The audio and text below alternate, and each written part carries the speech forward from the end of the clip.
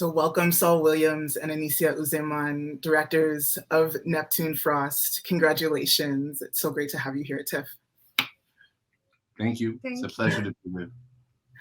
I wonder, maybe, Saul, if we start with you, can you talk a little bit about your journey to making this film? I know it's been an elaborate one, but I don't know where that journey begins for you, but you're welcome to start wherever. Well, I mean, there's quite a few starting points. In all of those situations, Anisia and I were together kind of talking about a number of things and also thinking about how we could work together. Okay. And so Neptune Frost was initially conceptualized as a musical for the stage and a graphic novel.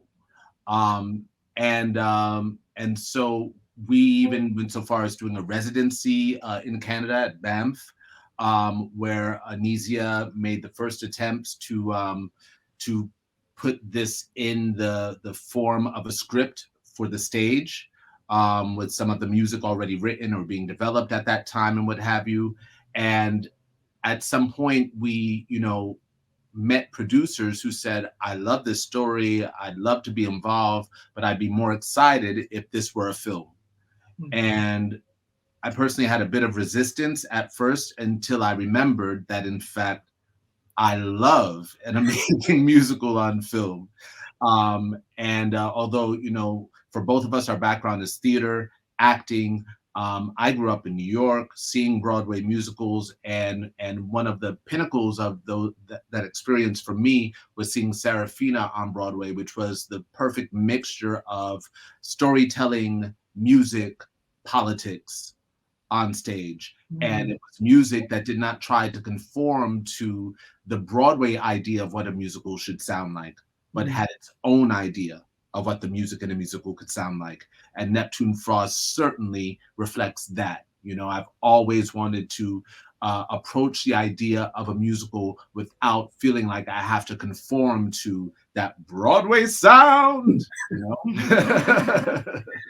And no one who experiences Neptune Frost can say that you haven't achieved that that kind of transformative experience. I think it's the first time, certainly for me, that I've ever experienced music on film in this way, where music makes, like, the music in the film makes me want to stand up. It makes me want to engage with the people around me while it's continuing, and I feel like it's almost inviting me to do that. It's really a beautiful work, and more questions. I have more questions.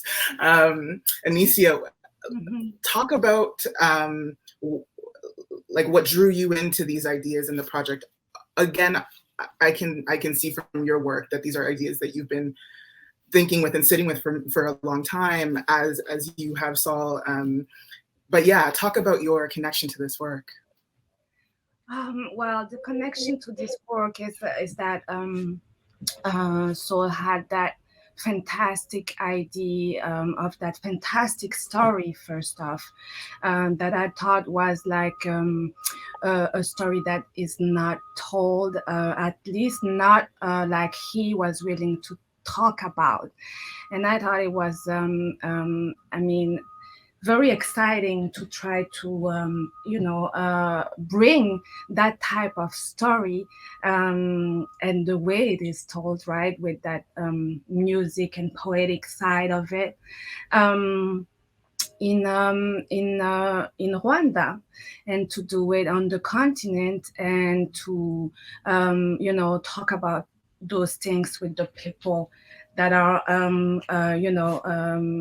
in the middle of those things. I mean, to have those topics that are so today, that are so related to our actuality, to the things that we we encounter on a regular basis, but that are not especially the narratives that are brought up when we see stories coming out of the continent. And so I loved the take that he wanted to to that technology, all that discussion around our transformation due to that space that is the space where we live in, very much so right now.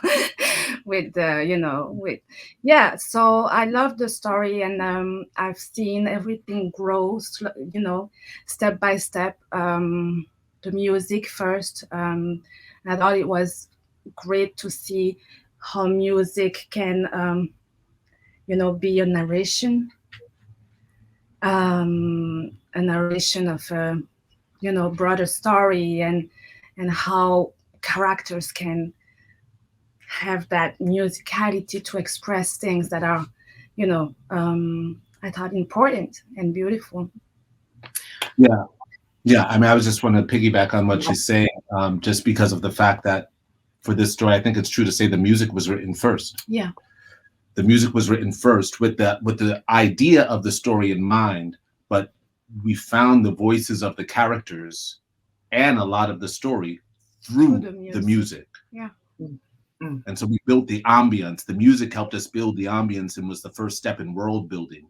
Can you talk about the building, the compositions and the music, and because you're working across language in a way that feels seamless, and very much like you just said, Anisia, woven into the narration and the time structure. Can you talk about how these compositions came together? Sure. So first off, I mean, you should know that, so Anisia and I were acting in a different film together when this film was conceptualized. We were acting in Alain Gomis's film Tay in Senegal. And so we were always side by side, and in many ways, this film is a reflection of the conversations that we had and where those conversations would lead to the literature that we were reading, the conversations we would have surrounding the literature we were reading, and just going back and forth, back and forth, back and forth. And the music comes out of that. Here's an example. So, at one point, when we've already decided that we're going to do a Kickstarter campaign to start raising money for the film, and we raise funds in order to go shoot a sizzle reel in Rwanda, and we start casting. And so at that time, this is 2016, and since 2015, there's been a outpouring of refugees out of Burundi into Rwanda at that time. And so we met a number of young Burundian and Rwandan, but artists in Kigali at that time. And so we're at one point during the casting process, or maybe we've already cast a few people, and Anisia started putting together a team. And so there's a number of Burundians at the table who have all recently arrived in Kigali, and they're telling us their story of how they got over the border, how they ended up leaving. Okay. And the sequence of events that led to them leaving. And so I have a little studio set up in the place where we're staying in Kigali, and we stayed up all night talking. And that same night, after they leave, I go into that little studio setup and start playing with sound. I had already had some sound set up and laid down these words. First, they cut the radio, then they cut the television. It's a story that psychology tells, which is actually psychology and Mataluza's real story as Trésor and Kaya Free, and other people from our crew. It's actually their story, so that when they encountered that song, they were like, whoa, I'm like, yeah, this came from our conversation, And so there was always a give and take, a learning process, whether it was coming from conversations, whether it was coming from books, that would go, that was my way of chronicling what I learned and not forgetting, put it into a song, put it there. Okay, we put that story into the song, or we pull this story out of the song like that. That's what started happening next, or first, was just sounds that sound like this world, and pulling, ideas out of it, and then vice versa. So it's an exchange. But yeah, that's the story. That the name of that song is Underground, and it's a song that psychology, the character sings. The actor's name is Trésor, that he sings, and it actually comes from him and the other Burundian refugees in the film telling us their story of how they ended up in Kigali. I mean, to hear you say that makes so much sense, because I mean, I personally was like, as I'm thinking about this film and trying to put it into words, I was struggling with, you know, the term Afrofuturist, not because it isn't an Afrofuturist project, but because the time structure in the film is so very now, and it's so very contemporary, and not just in like its relation to the world, but in the script, in the music, you know, yeah, in the thrust of the film. It's all very now. I wonder if you can talk about like, maybe it's more expanding on what you had already said, Anisia, around centering Africa in Afrofuturism, in these really diasporic conversations, because I mean, I hear you, Saul, saying that this is young Burundians and their story crossing the border, but also this is such a call from Rwanda and Burundi to the rest of the Black diaspora. And so I wonder if you can just talk about what this has been like. The connection with the Afrofuturism, right, is that I think on the continent it's a movement right now, right? And so I do think that the film, as it is talking to the present, is talking to that movement. And the fact that Saul wrote a story with a connection between the virtual world and the real world, and that is the bridge, actually, I think, to enter that notion of future and that notion of science fiction, while in the same time,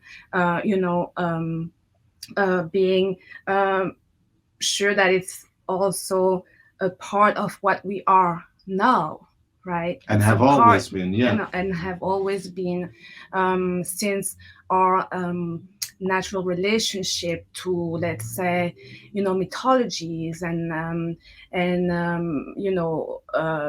tales and science, and the fact that in a way, even the nature is containing that future, right? In the minerals, in the materials that so it is, I think, where the how do you say that? The marriage of the waving and with the Afrofuturism, and also what you are referencing as anchored in reality. But sometimes reality also opens a door into spaces that are like, including the future, I would say, Mm-hmm. It's like in the song, the future is my home, the future is my home. So it's also all that juxtaposition of not juxtaposition, but really just the connection between these things. I mean, yeah, we were looking at, at the drum as a technological communicative device, at polyrhythm as a form of coding.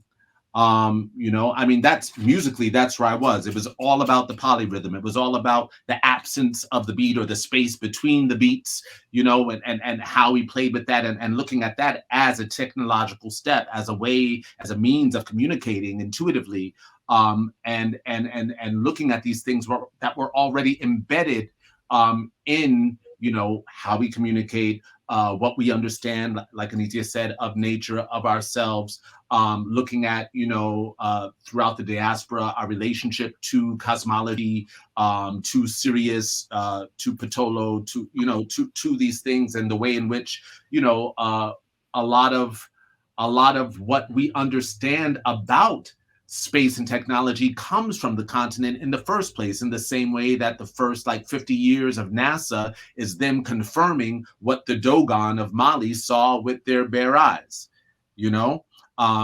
namely Sirius and Sirius B. And then there's another star in there called Sirius C. And the name of that star, according to NASA, is Digitaria. And Digitaria is where our story takes place. And so we've just been we're just spinning that thing kind of also inspired by the ironic juxtaposition of the times, which is to say that, you know, in a technological time, a digital era, it's ironic that our technological advances are so heavily based on analog exploitation, which is mining, you know, and we don't want to think about, you know, the work that's embedded into our, you know, laptops and smartphones and all of this type of stuff.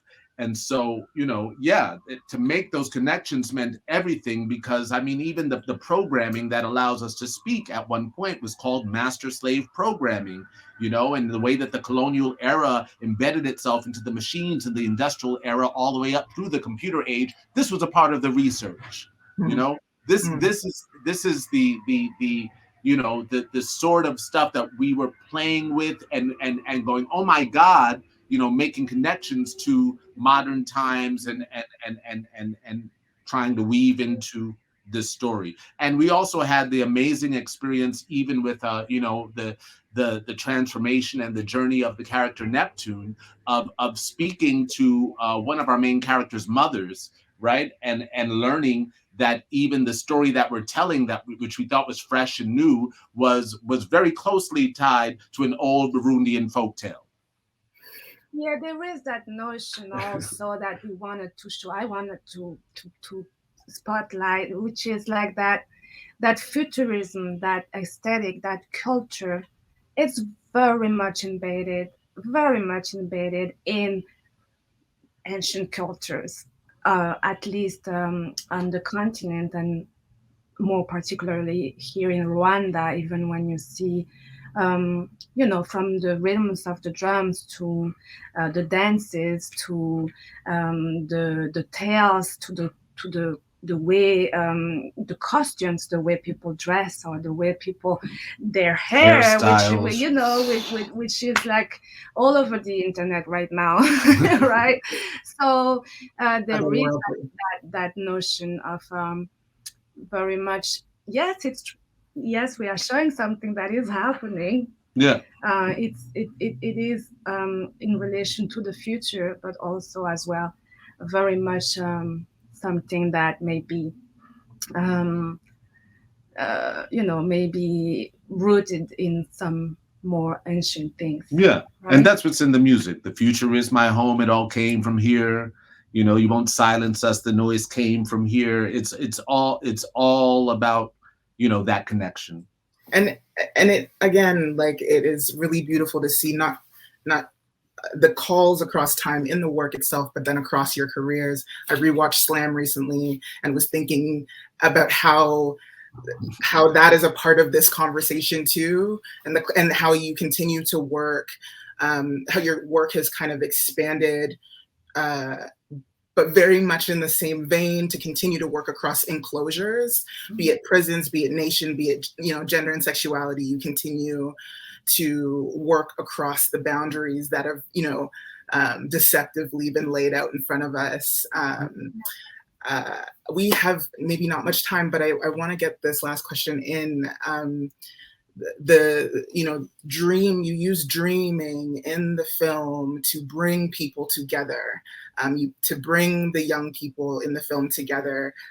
Dreaming is something that, I mean, Anisia, Dream States being your first feature project, I wonder if you can talk about using this dream space, and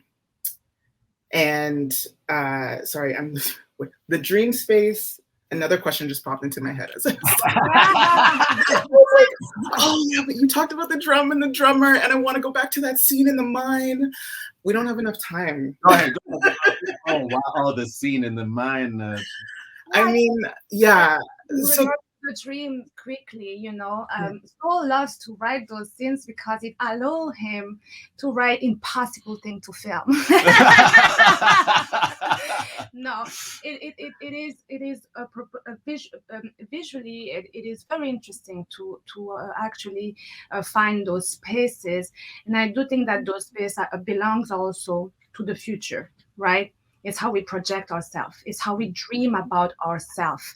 And I think it's also about that. The film is also about how we dream about ourselves, not how we are dreamt of, or how we are projected, but it's also very much so the space of, having the possibility to show how we dream about ourselves and project that into a visionary a vision that is for the future, right? Yes. I want to hear this mind question because I think it's about your beautiful move across this. Well, I mean, I was thinking about, so thank you for speaking to the dream, Anisia, because there's so much there. And just to respond, as an audience member, I feel very much like you and Saul are calling me into this dream, right? With the dream that you brought on screen also is inviting the audience to enter that dream space, right? And then to lose themselves in Digitaria, right? But the scene in the mind is overwhelming in such an incredible way.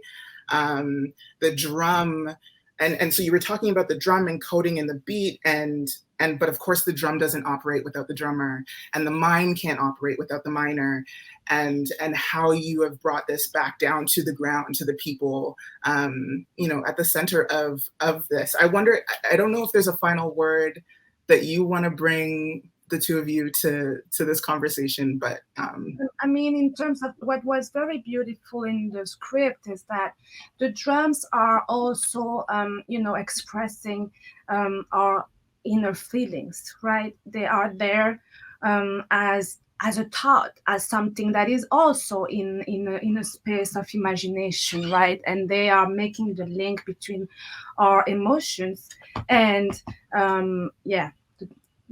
and the power of that stone, right? And the power that stone contain, that's gonna later on, like, propels the main character into being a super powerful, into having superpowers, right? So that's the drums are very much like a metaphor of a lot of things.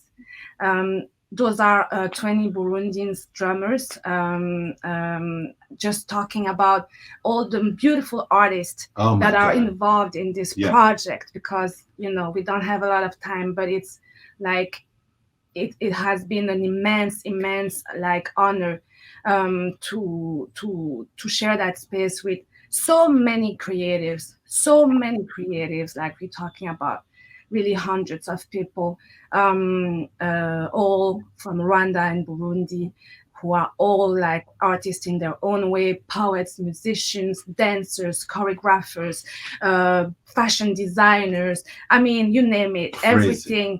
And so it's a very bright scene, and all those people happen to be part of that really vibrant scene of Kigali. And so just to put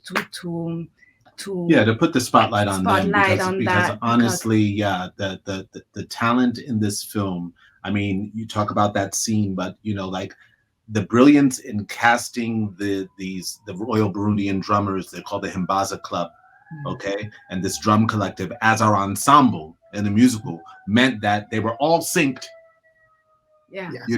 that they all had this similar sense of rhythm and dancing and timing, and they're used to singing together and dancing together and being together. And so that brought such an energy already, right? But then Kaya Free, who plays Matalouz, is an extraordinary rapper, extraordinary Burundian rapper.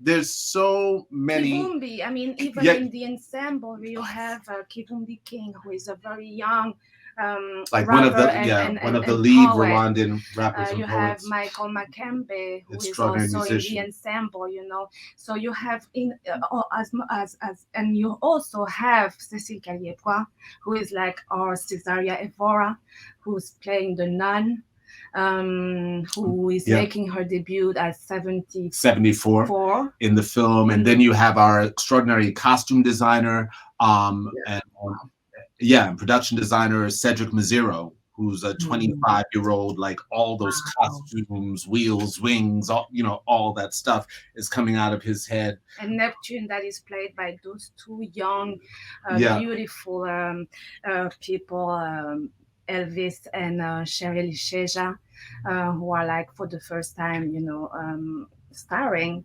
And they are just, it's just There's like a so much beautiful, extraordinary talent. Yeah, there is so much backstories, and it's and they are all like very, very talented, and they brought a lot to of themselves, of their art, of their talent to what's there. And we feel it. We feel it. I mean, right now I feel it, but Toronto will feel it when they get to watch. You have given the world a 10-course meal, and something that people will be nourishing themselves on, I think, for a long time, certainly myself. Thank you so much for your work and for being here with us. Congratulations again. Thank you for having us. Thank you. Thank you.